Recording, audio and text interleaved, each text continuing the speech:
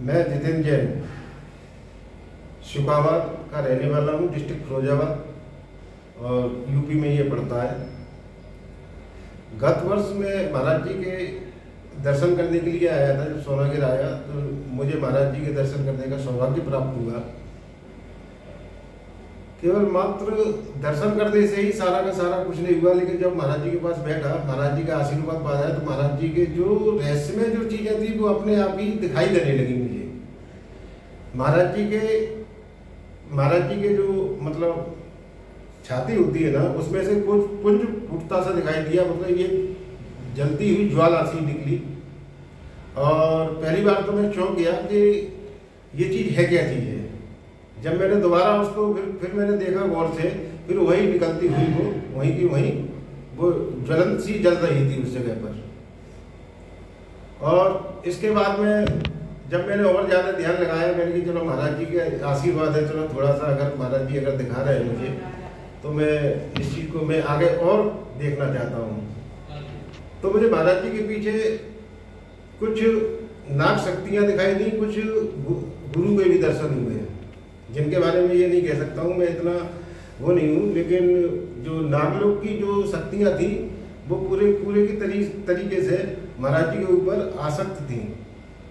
महाराज जी के कभी कंधे पर, कभी इस कंधे पर, कभी पीछे खड़ा होना और पीछे से मतलब रोशनी का निकलना, सने इतना देखने के बाद में मैं यहाँ से मैं चला गया। जाने के बाद में फिर यही लालसा रही कि हर महीने महाराज जी के जाकर के दर्शन करूं, अपने पहाड़ पर जाकर के चंदा प्रभु के। जब मैं महाराज जी के पास बैठता तो आगे आने वाले समय में ये नई गतिविधियां शुरू हो गई।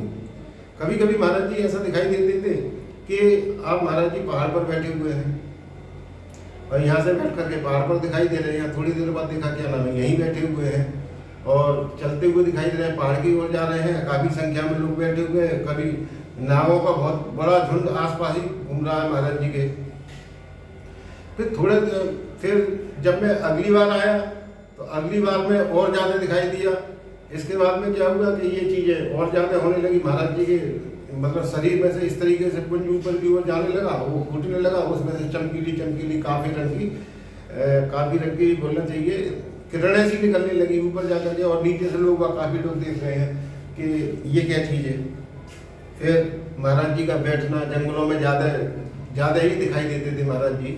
पहाड़ी पर बैठने के बाद में लोग उनकी काफ़ी लोग बैठे हुए हैं, यहाँ तक कि जानवर भी आते थे वहाँ पर। ये तो मुझे दिखाई देता, नाग तो आते ही थे, साथ में जानवर भी बैठे हुए हैं, महाराज जी के दर्शन कर रहे हैं।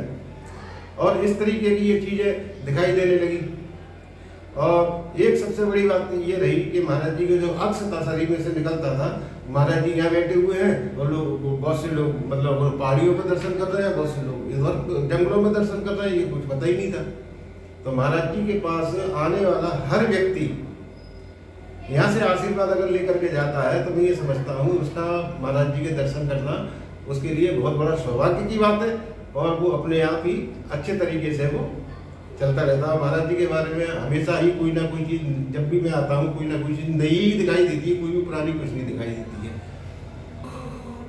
जब मैं इससे पहली बार 15 दिन पहले आया था तो एक चीज़ देखने के लिए महाराज जी के बारे में देखने को मिला। जो सामने जब मैं बैठा महाराज जी के, तो महाराज जी के सर से माथे से रोशनी फूट रही थी, और कंठ से और हृदय से और नाभि से, यहाँ तक कि ये बाएं कंधे से, दाएं कंधे से, यहाँ तक कि पीछे से ये चक्र बनता हुआ सा जो दिखाई दे रहा था, उसमें से काफ़ी इतनी रोशनी फूट रही थी कि आदमी जो है अगर वो देखने वाला है महाराज जी को, तो वो अपने महाराज जी के दर्शन वो अपने घर पर बैठ के कर सकता है। ये तो महाराज जी का आशीर्वाद है कि मैं अपने घर पर बैठ के महाराज जी के दर्शन करता हूँ और वो साक्षात देख भी लेता हूँ उस चीज़ का। महाराज जी के ऊपर तो वही जो मतलब भगवान की इतनी बड़ी कृपा है कि महाराज जी के साथ देवता तक गमन करते हैं। उनके स्वरूप इस तरीके के दिखाई देते हैं कि पीले वस्त्र पहनना और मुकुट लगा करके महाराज जी के साथ खड़े होना। महाराज जी जब भी तपस्या में होते हैं तभी क्या नाम है ये सारी की सारी चीज़ें ये दिखाई देती है। काफ़ी संख्या में उनकी कल्पना नहीं कर सकते जिस तरीके से द्वापर युग में और त्रेता युग में लंबे लंबे व्यक्ति होते थे, 50-50 फीट के, 48-48 फुट के, 45-45 फुट के, इस तरीके से बड़े बड़े व्यक्ति दिखाई देते हैं कि पीले कपड़े पहने हुए वो अब वास्तव में ही। और पीछे से ये जो नाग वाला मैंने बताया था, नाग लोग की जो वो है ना, ये 5 फनदारी महाराज जी के पीछे खड़ा हुआ मुझे दिखाई देता है। इस तरीके से मैंने महाराज जी के बारे में पूरा का पूरा देखा है।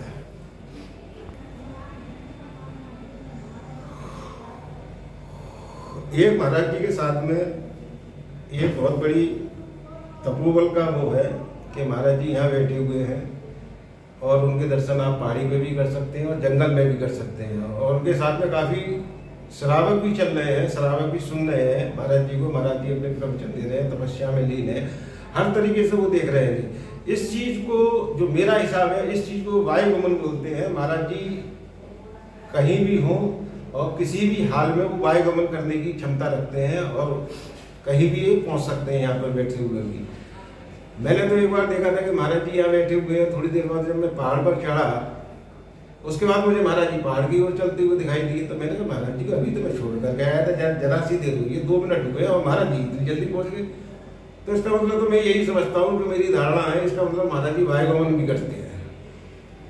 और वायुगमन की क्रिया तो यही होती है कि यहाँ बैठना, दूसरी जगह दिखाई देना, कहीं भी दिखाई देना, ये चीज़ें होती हैं।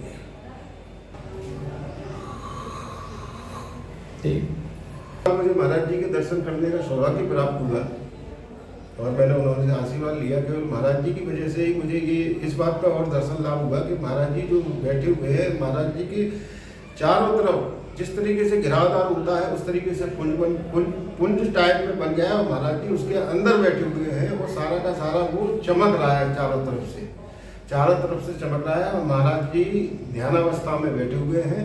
और बस जब उनको नमस्ते किया, केवल वहीं से ही वो आशीर्वाद दे रहे हैं। ये चीज़ तो अभी प्रेजेंट में जो दिखाई दे रहा है उसके बारे में बता रहा हूँ। ऐसा नहीं है अब तो एक जगह से पुंज फूट रहा है, दूसरी जगह से पुंज फूट रहा है, अब तो पूरा शरीर ही पुंज बन गया है, पुंज के घेरे में आ गए महाराज।